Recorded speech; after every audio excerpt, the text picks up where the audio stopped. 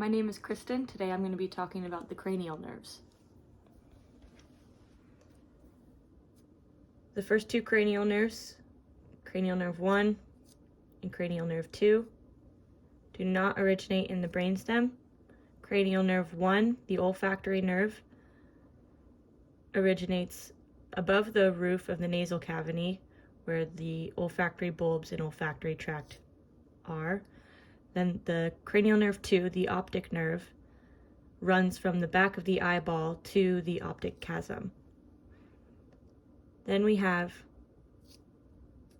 cranial nerve 3, the oculomotor nerve, which is one of the nerves responsible for eye movement.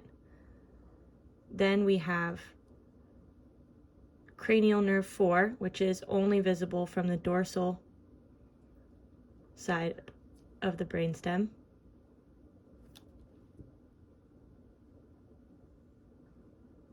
That is the trochlear nerve. It is another nerve that is responsible for eye movement.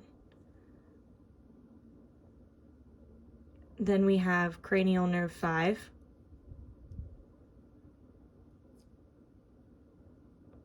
the trigeminal nerve, which is responsible for facial sense of touch and tactile data. Then we have cranial nerves 6 and 7.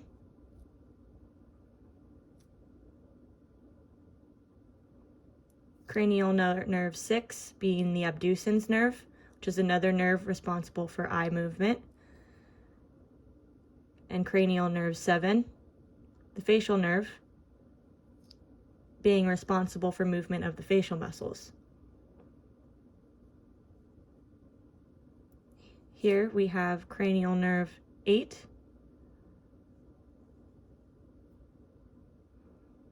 the vestibulocochlear nerve, which is responsible for the sense of hearing and equilibrium.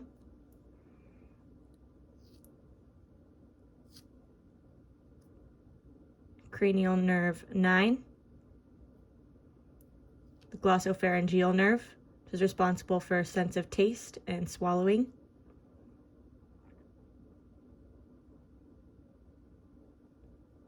Then we have cranial nerve 10,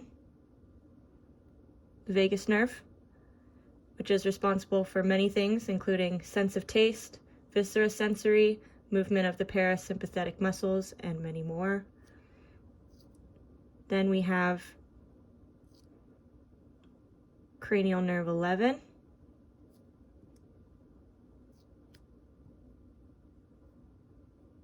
the accessory nerve, which is responsible for neck muscle movement.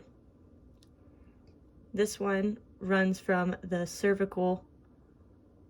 upper cervical spinal cord up to the brain and in reverse back down. And last,